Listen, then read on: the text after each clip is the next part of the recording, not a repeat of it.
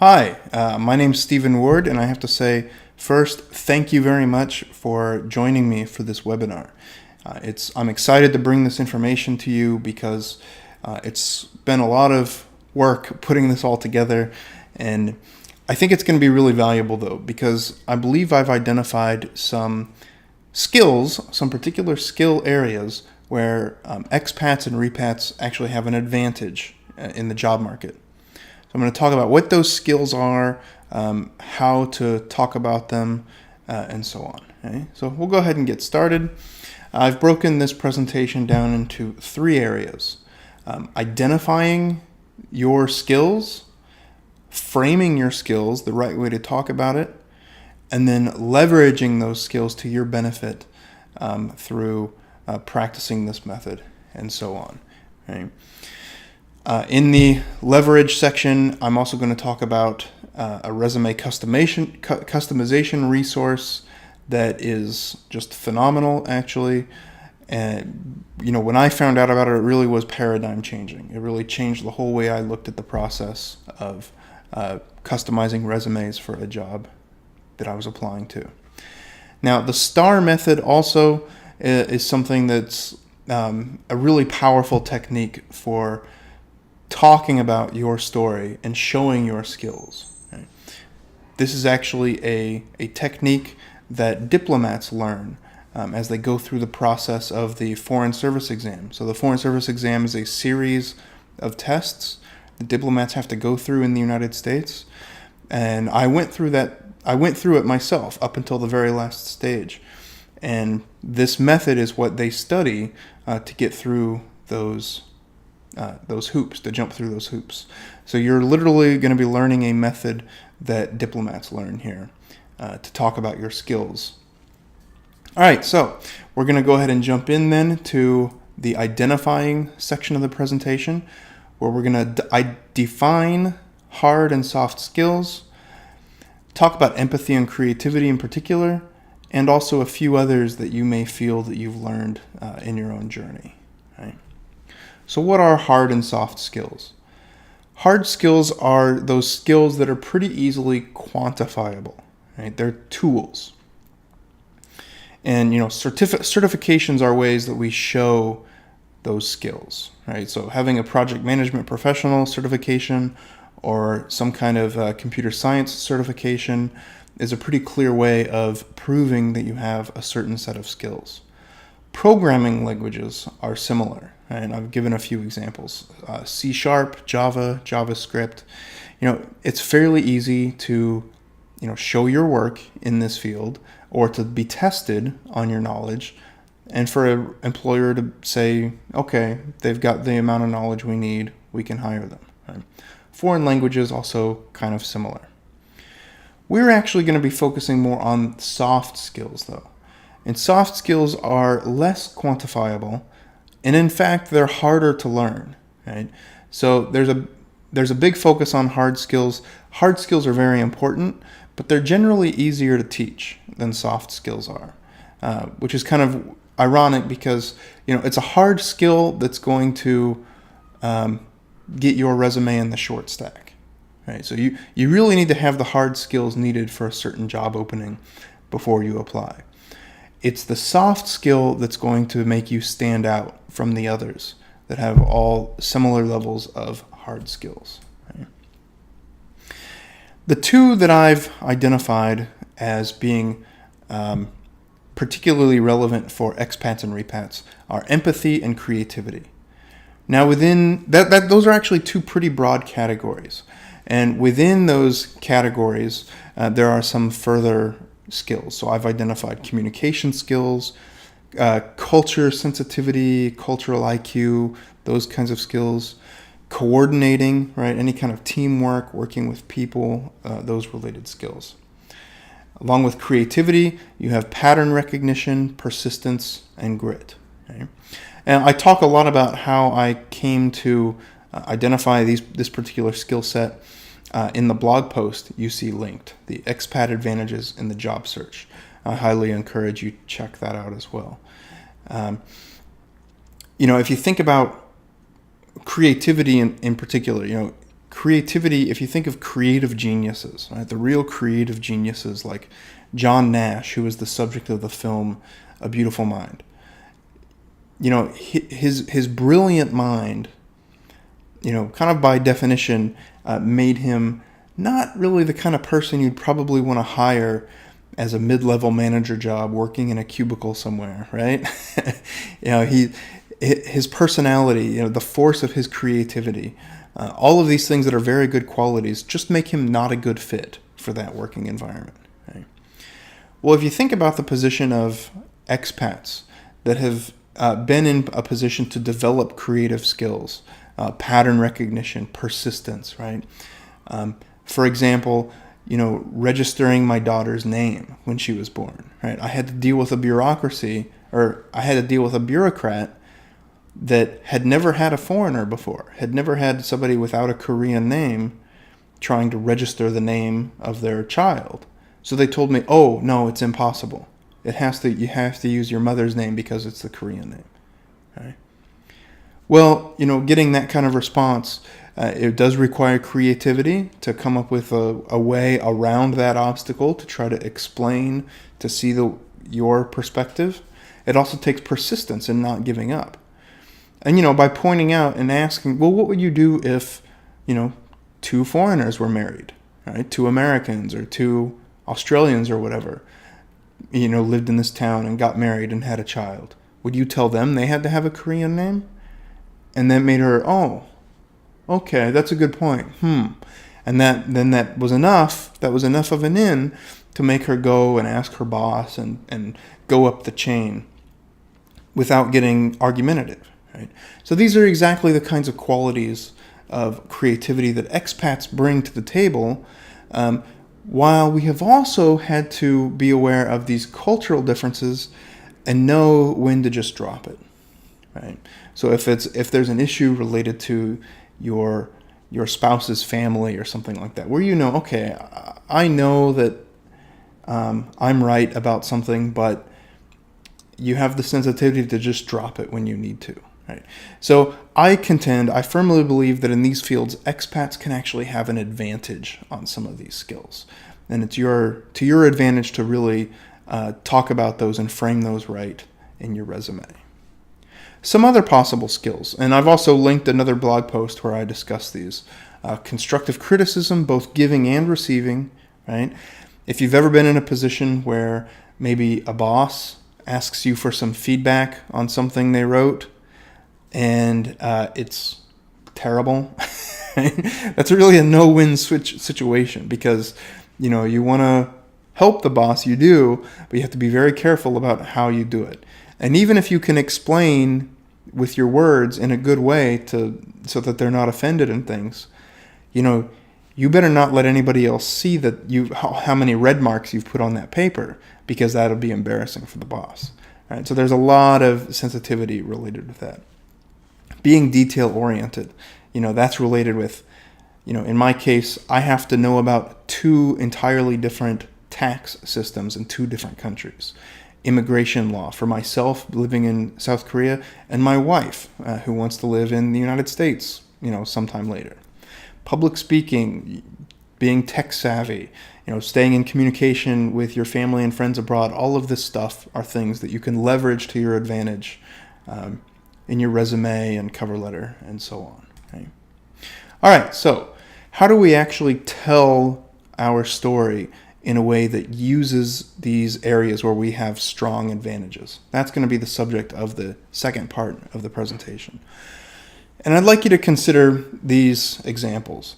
So the first two bullet points you see are something from the hard skills, right? So in a sense, hard skills have an advantage because they can say something like, I built 7 e-commerce websites for clients that all continue to make between $5,000 and $15,000 per month in revenue. Right?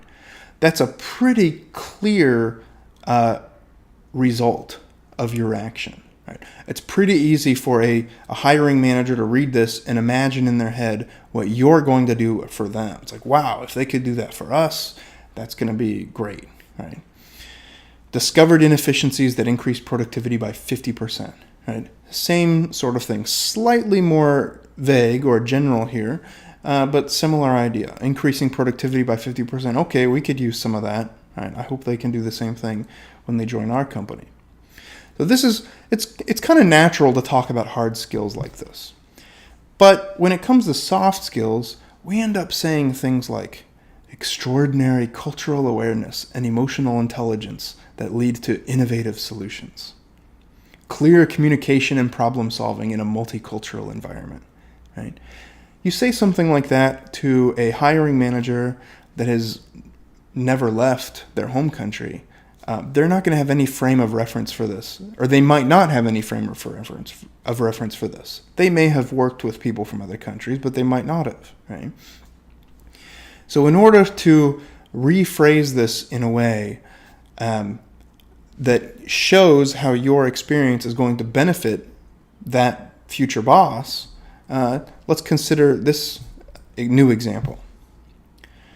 Identified a key cultural difference causing miscommunication and routine conflict that, after addressed, disappeared. Okay, that's better, right? It's a little more concrete. You don't have time to get in and tell the whole story. It's only one sentence, right? But it does accomplish some certain things, right? And we'll go ahead and look at what it does. So in the blue highlight here, you see miscommunication and routine conflict. This is the status quo. This was the situation you found yourself in when you started showing up at this office, right? Identified a cultural difference, right? This is your mission, your task that you were given. It could be a task you were given by a boss. It could be a task you took upon yourself. You took the initiative, you created the task on your own. Either way, it's the task, right? Then there's the action you took. You addressed it, right? You addressed this issue. You took the initiative, addressed the issue, and resulted in the disappearance of that miscommunication and routine conflict, right? So this is one sentence, right? And this is how you might phrase this for example, a resume, right? You could also expand that out for maybe your cover letter, right? Routinely missed deadlines was a common problem when I came on board, right? Again, the status quo, the situation you were in. I quickly realized that the Koreans on the multicultural team had a different way of talking about deadlines. Okay, that's related to the task, right? You got to the bottom of it. You discovered the problem. The action then that you took, you discussed the observation with the team, and then this resulted in never having another missed deadline. Right? Pretty good. You can even expand this out further. Maybe they want to talk about this in an interview. You can follow the same basic structure. Right? You start with a structure. Routinely missed deadlines was a common problem when I came on board. I quickly realized that my Korean colleagues on the multicultural team had a different way of talking about deadlines, and that culture difference was leading to the missed deadlines as well as some conflict in the group. I discussed this observation with the entire team and suggested that we make a policy of always setting a specific date and time. From that point on, we didn't miss a single deadline, right? So you have your situation, your task, your action, and your result. This is the STAR method, right? And this is the method that diplomats learn as they're going through the process of joining the Foreign Service in the United States. Right? This is really the secret sauce of this whole webinar training here. So that brings us up to our final section, leveraging. We're going to talk about practicing STAR, developing your strengths more, and then how to incorporate these in your resume through customization. Right? Now, I highly recommend using Excel or Numbers if you're on Mac, or whatever program you use for spreadsheets to create an inventory like this. On the top row, you're going to have your skills, right? So you see grit, cultural IQ, communication, right? And then on the left-hand side, you're going to have, STAR written down the side. And then in each box, you're just writing notes to yourself, right? You're not writing the whole story. And in fact, the first one, S, that's just going to be the title even of the story, right? And then you'll go through, and if you can come up with 2 or 3 stories for each one of these skills, you'll be in really good shape and ready for the next step. Because for the practice section then, you're going to actually have note cards. And on those note cards, you'll just have the skill like grit. Right? And you'll pick up the note card and say, okay, grit. And you can do a short version, a medium version, and a long version of one of your stories related to grit. And you're just going to drill yourself going through these note cards that you've made, telling these stories. You do this in front of a mirror is good. Record it. Do it with a webcam like I'm doing right now. Even better, because you can analyze your performance later. Right? And this is going to be hugely helpful for you. So what do you do if you don't have those skills? That means you need to develop them. You need to start developing some of these skills. Or maybe you feel like you have the skill, but you don't really have any good examples. So you need to go out and get some of these skills. Toastmasters International is a group all around the world. There's probably one in your city, unless you're in a really countryside city or a countryside town, right? Find a Toastmasters group. If there's not one, set one up, right? Toastmasters makes it relatively easy to get in contact with the organizers and organize your own group. Volunteer opportunities, right? Be looking for volunteering opportunities. Animal welfare groups, orphanages, other expats that have had serious medical emergencies and things and need help are other ways, right? And I'm not just talking about going to help walk the dogs. I'm talking about you taking the lead and organizing fundraisers and things. That's where you're going to really come up with good stories that show that you have these skills.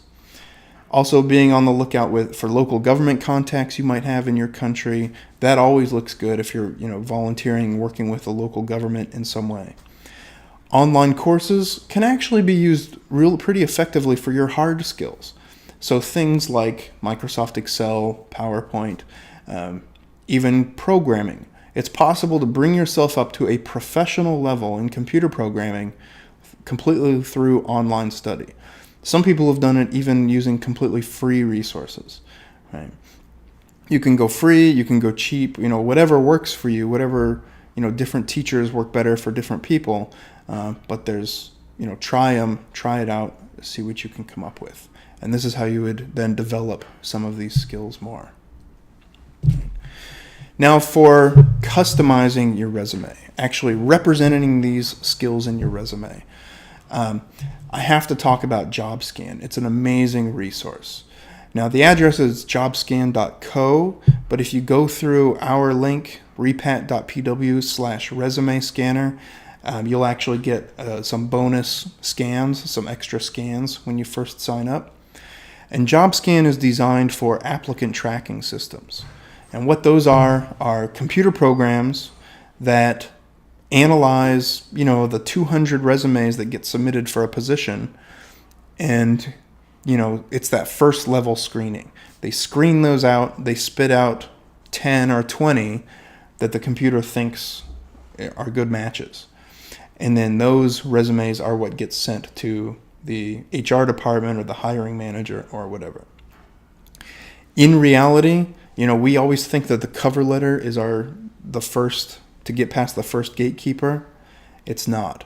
The applicant tracking system is, the ATS. The ATS is now the first gatekeeper. And JobScan is a really effective way of getting through that.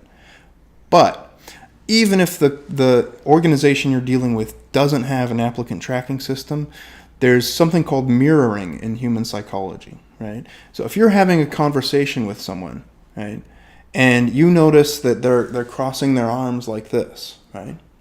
If you then copy them and cross your arms, that helps to build rapport. And in fact, you might notice your arms are already crossed, right? They might be mirroring you already, or you're mirroring them. So much of this is subconscious and we don't even think about it. And I strongly suspect that that JobScan has a similar benefit with your resume by adopting some of the language. So I'll show you really quick a couple screenshots of JobScan. Basically, you're going to have this page where you can paste in your resume and then paste in the job description.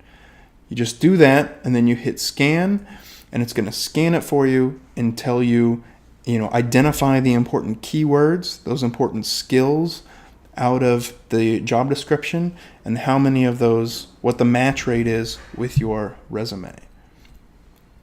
Right? It's going to first identify hard skills, right?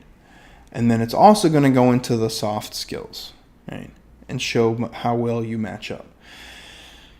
You're probably, if you're applying if this job description jumped out to you as a good job for you to apply to, you're probably going to have some similar skills, right?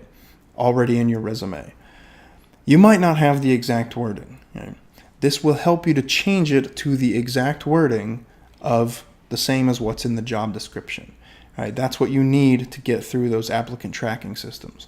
They are not smart enough to pick up, if you have, let's say it has collaboration in the description and you have coordination, right?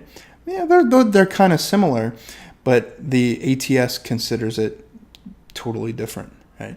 Or innovative and innovated, right? You have the past tense, or innovate.